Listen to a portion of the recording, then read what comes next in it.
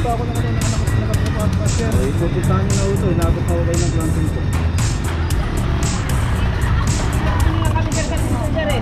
Sabi nyo yung pinipito.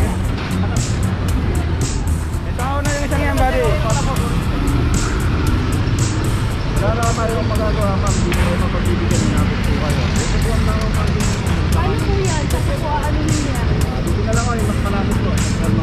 Andito lang ako. Tayo paulit-ulit ng ano dito pagkaan mo. Huwag tayo paulit-ulit ng ano. Wala na po yan sa rice. Kaya nga eh. Wala na padali tayo. Hindi kasi nagsasawa na kami kasaway sa inyo dito eh. Diba? Pag sinabihan kayo, nagagalit pa kayo. Bumikat na nga, dapat ayusin natin. Pwede naman pala dito pa natin. Okay nga, okay na ganda. Kasi nilang gisna, ang kinagisna nilang dati, pwede tayo magparada kung saan saan.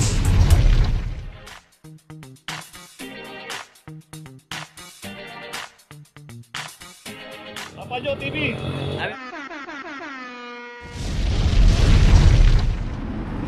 Location natin Vicente Cruz, corner Honrades. Dito isang Toyota Hilux 23, 27. from number 2327.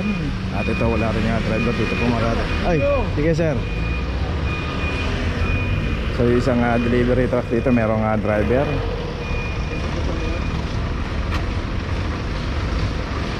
So dito random naman po yung operation pagka walang driver. Matik na po yan, kaya iwasan po natin pumarada sa mga bawal. Lalo po dito sa mga dinadala ng clamping operation. Sobredad.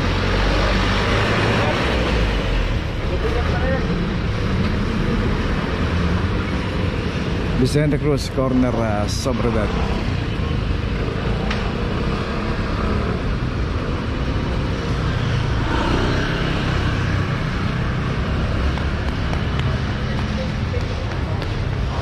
Okay, itong Hilux may notice na. Tuloy na po tayo.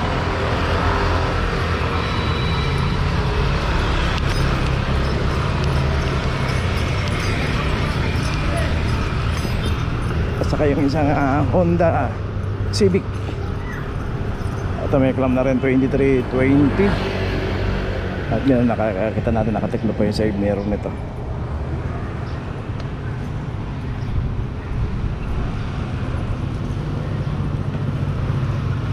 Okay, tuloy na po tayo.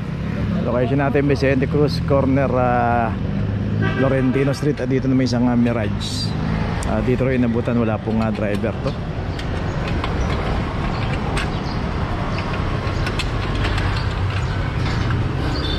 $24.08 para sa Mirage.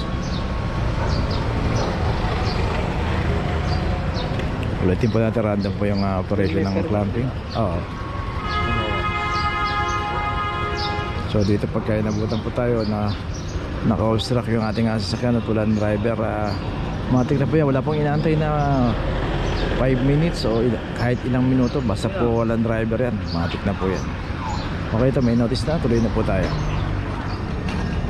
Location natin De La Puente, corner G. Tuason. Dito na may isang Mitsubishi Lancer din ang nakaparada rito at walang driver. 2407 para sa Lancer. Ayun nga, sinasabi nga rito sa isang shop dito. Ano ba to? Isang laundry shop. Wala nga raw driver to, iniwan lang dito. Ganun po dapat pag mag-iiwan tayo ng sasakyan, i-secure po natin, wag po natin ilagay sa mga bawal. 24, sige.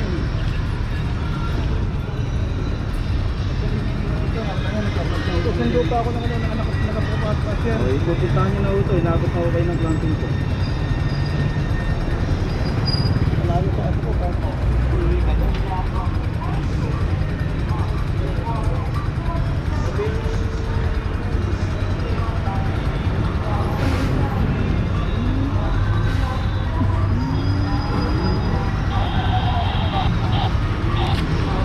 Okay, sige mo nilida ha. Okay, so yun na, ipaliwanag na, tuloy na po tayo. Sabi nyo yung pinipito.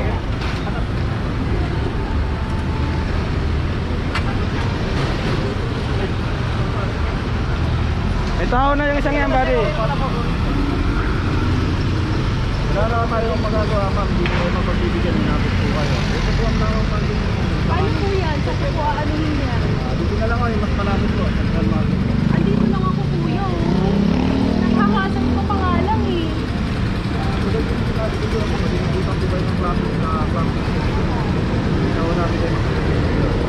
Okay, location natin, Dapitan, in between ng Awaning Street at Santander Street. Ulitin po natin, ganyan po yung nangyayari pagka dito po tayo nabutan at nakaklab po yan ng walang driver. Maghahabol po talaga tayo kasi dito nga bumibili ata sila dito sa isang dimsum dito, pero ganun pa man dapat pagka pumarada tayo at alam natin matatagalan tayo sa kami signage po. Ayan, yung signage na lang po ang basihan natin. Pag nakita natin yung signage, iwasan po natin pumarada. Okay, abasa may notice na yung spark dyan ka lang. Yan na ako. Kahit hindi lang kayo, dyan na lang kayo pumunta sa may Central Market in Tandy. Uy, kami maaaring isa yung oras natin.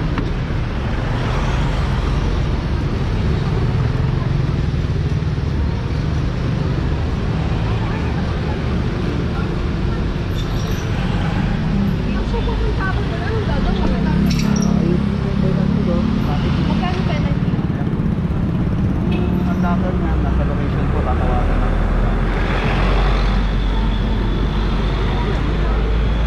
So sana sa susunod matuto na tayo. Gamitin po natin yan. Santander Street, 4 po yan na naka-pay parking dito sa secondary road. Santander Street, Navarra Street, Asturias Street, at saka yung Concepcion Street. Maluluwag po yan. Lahat po yan may mga naka-assign na parking attendant. Makipag-ugnayan po tayo. Okay, tuloy na. Location natin sa Nanton Street, corner Reten. Dito isang expander, 2410 para sa isang expander. Dito rin po kasi pagka inaabot tayo rito kasama yan, palabas na po ng energy, yan po yung Our Lady of Loreto, yung simbahan. So dito dinadaanan din po ng mga jeep to na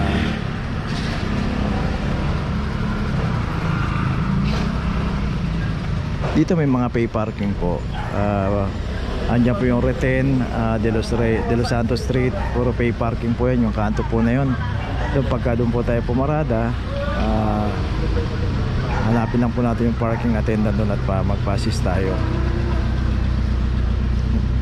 Ulit-ulit po tayo nagpapaalala na dito dinadaanan po ng clamping operation ng mga lugar na kung saan po nakaklamp yung mga sasakyan. Kaya dito pagka inabutan po yung ating sasakyan at walang driver, matik na po yan.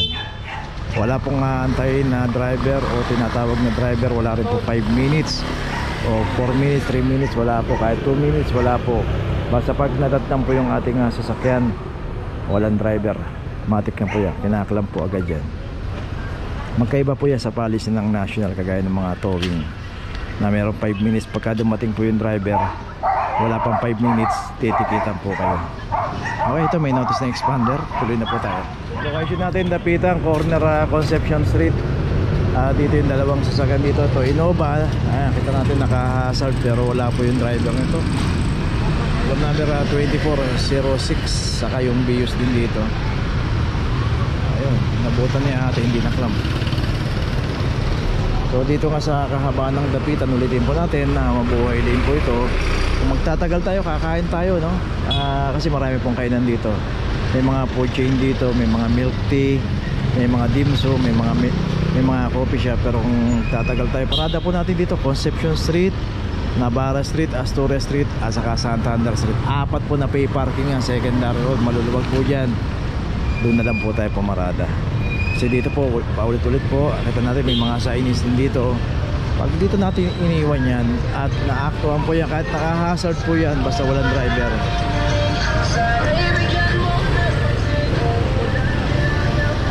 naabutan po yan at walang driver, matik na po yun. Okay, tuloy na po tayo. Okay, yung isang sasakyan dito na MG na hindi pa tumutubos ng clamp, ito lalagyan na rin ng notice, this vehicle is scheduled for towing today. So pagka tayo naka-clamp, tubusin po kagad natin kasi dalawa po yung magiging penalty niyan. Isang clamping at saka isang towing. So dalawa po yung babayaran natin yan, abala po yan. Okay, clear tayo. Location natin Don Quixote Street, corner Espanya Boulevard. At dito rin isang Toyota Vios.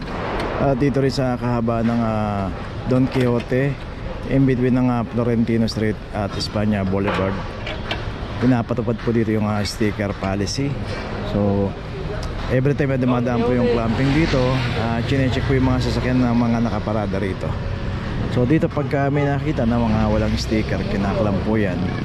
Dito yung barangay, meron pong ginawang resolution regarding sa mga sticker. So kailangan makipag-ugnayan po tayo sa barangay kung paano makakakuha ng sticker. Dito po kasi secondary road, no? Gumawa sila ng resolution at yan ay pina-aprobahan sa Manila City Hall. At binigyan po yung kopya yung clamping team dito para makapag-clamp. So dito kasi yung halos karamihan na nakaparada rito ay mga residente po nila. Okay, clamp number 2410. Doon din sa ibang barangay kasi may mga kanya-kanya silang resolution. Meron mga one-side parking. Dito naman yung sticker policy nila, both side naman yung nakaparada rito. Pero dapat makipag-ugnayan tayo sa barangay.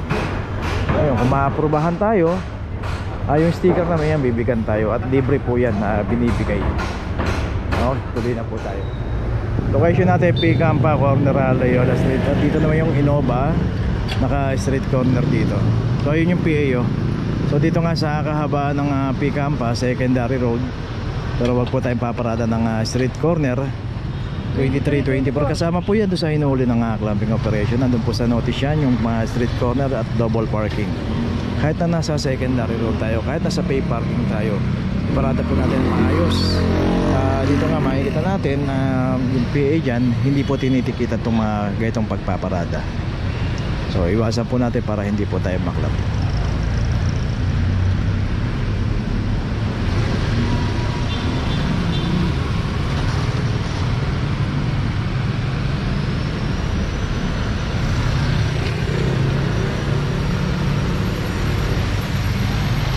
So yung isang jeep yung pinantaan ng isang clamper natin, yung pinalis doon sa pagkakaparada.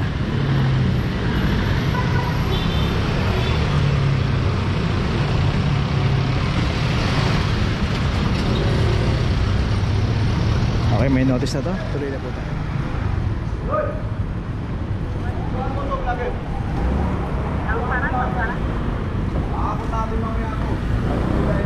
Bakit? Isa dyan masyado masakot eh. Ayun o. Kasama na kami kakasakay sa inyo sa pagpakatan dito eh.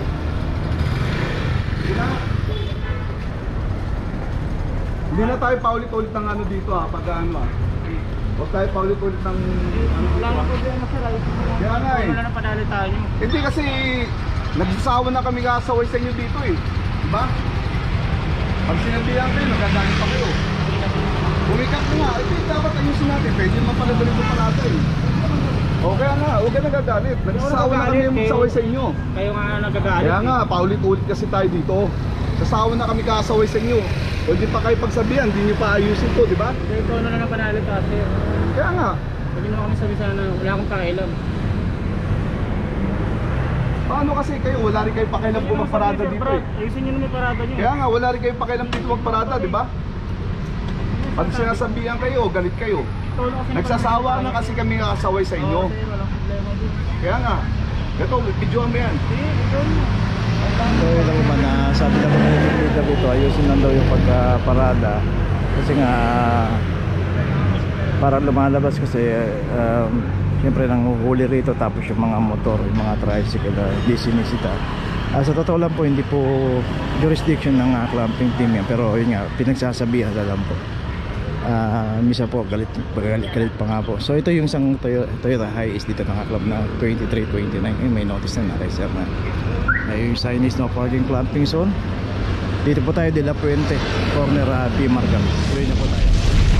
Okay, nandito na ngayon tayo sa opisina ng clamping sa impounding dito sa Central. Dito na po nagtatapos ang ating vlog. Maraming salamat po sa mga subscriber, sa mga viewers, sa mga napadaan po sa ating channel. Maraming salamat po sa mga suporta nyo. Sa mga hindi pa po nakakapag-subscribe, subscribe na po tayo mga kabayan.